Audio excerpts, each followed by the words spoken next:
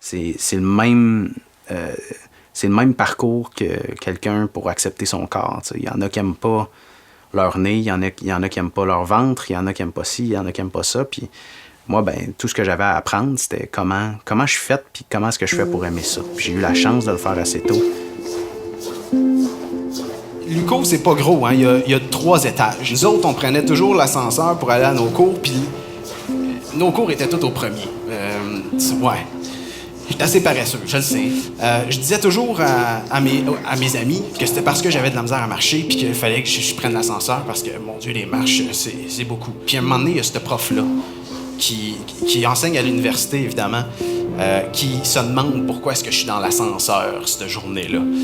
Puis il me demande, là, c'est-tu parce que t'es paresseux, t'as-tu une maladie? Je dis, non, monsieur, c'est juste qu'il me manque un pied.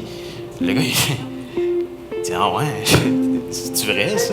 Là, je dis oui, là, je monte mon pied qui est pas là, puis le gars, il pouvait sauter de l'ascenseur, il le faisait. Il se sentait pas bien, pas de trip, les sueurs froides, pas bien. J'adore les malaises, c'est une de mes spécialités.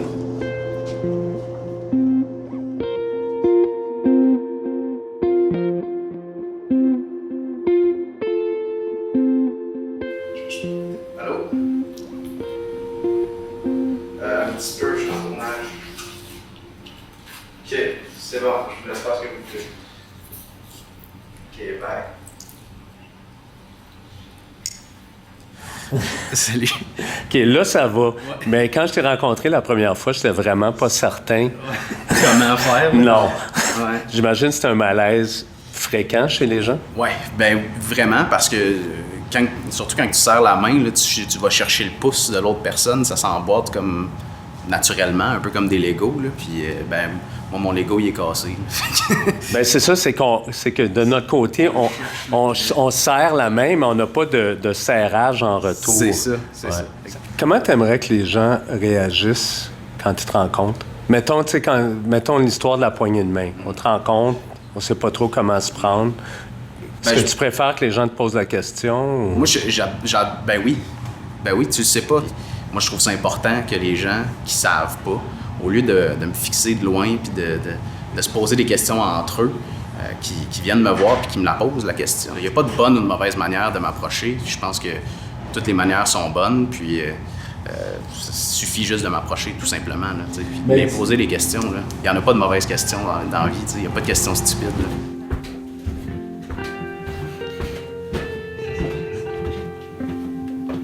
On est chez nous, avec ma petite sœur, Janie.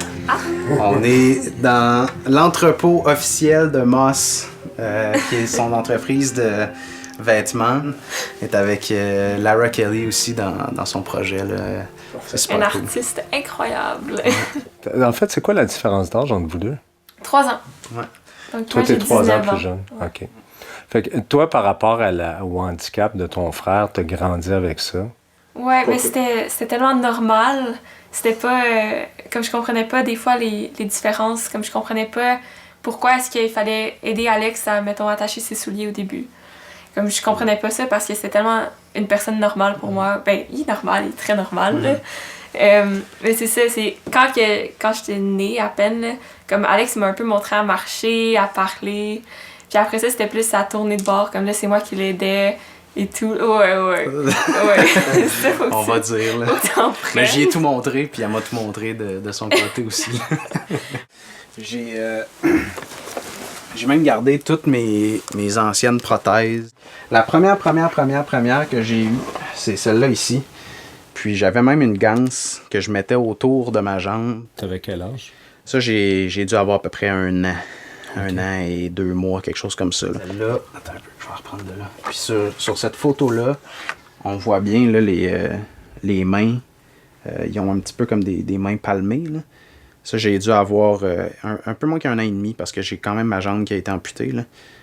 Comment ça fait que tu as un pied qui te manque puis que tu as 2 mains déformées, on dirait? C'est une naissance ou? Ben, moi, c'est congénital. Effectivement, c'est de naissance. Ouais. Il y a à peu près 5 ou 6 médecins qui ont vu mon cas. Puis les 5 ou 6 médecins ont tous dit quelque chose de différent. Mon pied droit, je l'avais, mais c'était un peu comme un pied d'éléphant. Puis je pouvais pas vraiment marcher là-dessus.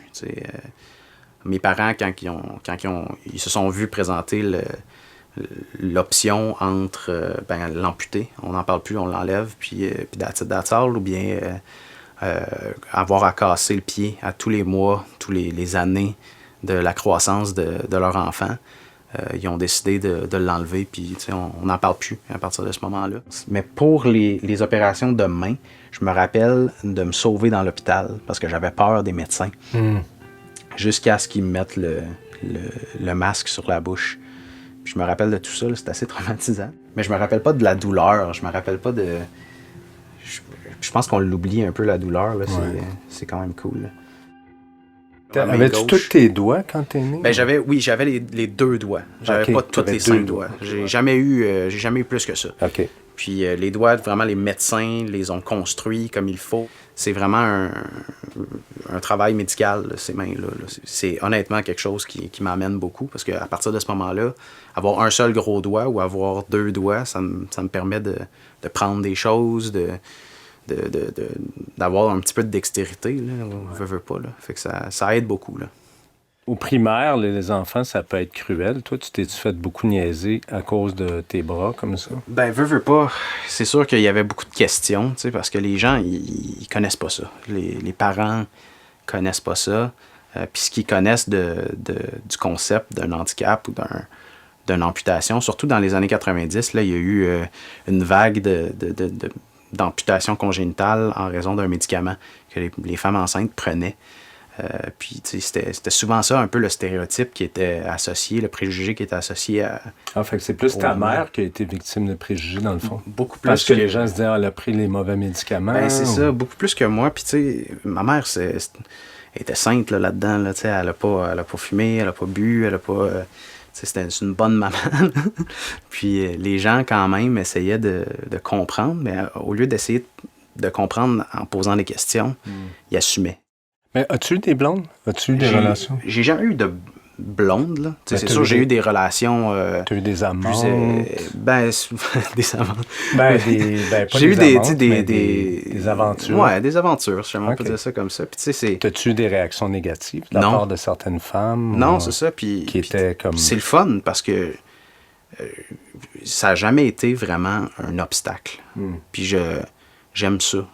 Je pense pas que j'ai de difficultés plus qu'un autre avec ça. Mais je suis gêné. Dans la vie, ça paraît pas, là, mais je suis quelqu'un qui est très introverti.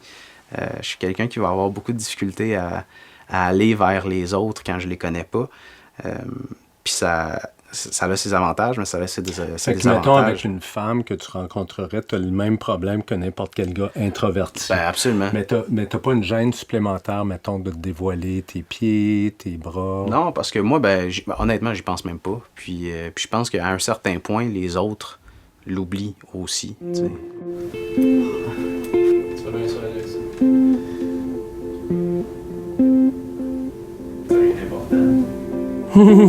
C'est peut-être comme tout l'avenir d'une compagnie que vous venez d'effacer.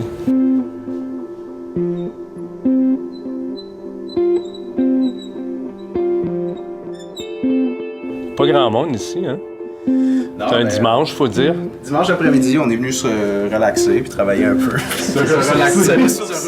Ça fait pas longtemps que t'es ici. Ça fait à peine une semaine que j'ai commencé avec Apprends et Entreprends. Charles-Antoine, il est fondateur, propriétaire de l'entreprise. Puis Sam, il s'occupe de tout le côté finance avec l'entreprise. Puis moi, je viens juste d'arriver, fait que j'étais un petit bébé. Toi, c'est quoi que tu vas faire là-dedans? Moi, je vais m'occuper de tout ce qui est relation avec notre monde à nous. Fait que les gestions de ressources humaines, gestion de projets aussi, puis tout ça. Là. Puis là, justement, aujourd'hui, on est en train de regarder pour l'image de marque de tout ce qui est camp de jour, bootcamp entrepreneurial qu'on va lancer cet été. Ça va comme... Ouais, non, c'est vrai. Il est où le lien? Avez-vous des idées, vous, par rapport au... j'essaie de penser. Ça dépend comment est-ce qu'on... Le logo a l'air de quoi? Ouais. Un petit K avec un grand I, un grand T, puis un petit start à la fin. Ça peut avoir l'air un peu là, de... Ça dépend du logo, là, ça c'est mal fait, là, mais ça peut être vraiment pas pire, je crois. Tu sais, vous autres, vous écrivez de la main droite, de la main gauche, vous êtes ambidextre. Moi, ben, j'ai besoin de mes deux mains pour écrire. Tu sais. Puis c'est des trucs que j'ai trouvés rapidement. C'est des trucs que j'ai trouvés puis qui me permettent encore aujourd'hui de pouvoir fonctionner. Puis moi, ben, j'ai l'avantage que je me suis donné puis que j'ai eu de pas penser comme quelqu'un qui a 5 doigts ou pas penser comme quelqu'un qui a 2 pieds parce que je l'ai jamais eu, tout simplement. Tu sais, tu le prends souvent à la blague, là, puis quand on te connaît, t'es un farceur de nature, là. Fait que ça vient tellement mettre tout le monde qui t'entoure à l'aise là-dessus, de façon à ce que je pense que ça tue le préjugé en tant que tel. Fait que moi, j'étais vraiment à l'aise au début quand je t'ai rencontré, là, pour cool. ça. Ah, c'est cool. La première fois que quelqu'un me dit ça comme ça, puis c'est vraiment sharp. La première fois que quelqu'un t'a dit quoi? Ben, c'est la première fois, en fait, que quelqu'un me dit que je donne comme pas le choix aux gens d'oublier ce préjugé. Ben, c'est ça que c'est. Mais aussi, tu te limites pas dans tes façons de faire ou encore dans quoi tu vas t'impliquer. On dirait, on va le show au football. Si quelqu'un aurait pu avoir un malaise de le proposer parce que, tu sais, on va faire une activité qu'il va pouvoir faire, mais non. Tu dis, let's go. On se lance, puis le pire, c'est que t'es meilleur que le 3/4 du monde. C'est rare, par exemple, que le malaise, c'est moi qui est victime de ça. Puis ça m'est arrivé une fois au secondaire, tu sais, cours d'éducation physique. Fait que moi, je suis allé jouer au soccer, puis je savais comment jouer au soccer, là. Tu sais, ça fait plusieurs années que je joue au soccer, j'ai joué dans des ligues et tout ça. Puis, cette fois-là, mon pied... comment je dirais ça? J'ai kické le ballon. Et le ballon est encore là. Et le pied était à 10 pieds, à peu près. Ça, c'est pas le pire, là. Attendez. Il y a Sébastien. Okay? Sébastien, je l'ai jamais vu autrement que par cet événement-là. Il ramasse ma jambe. Il vient me voir, met ma jambe devant moi, me prend en dessous des aisselles, me remet dans ma jambe, me donne une petite tape sur les fesses, puis il me dit « Go, mon homme! » Fait que, tu sais, c'est le fun de voir qu'il y en a qui osent, puis qui te donnent l'opportunité de... Des fois, c'est toi qui es la victime du malaise, malgré tout, là. Puis ça, j'aime beaucoup ça. T'sais, j'aime beaucoup les causer, mais j'aime beaucoup être la victime de ce malaise-là, là.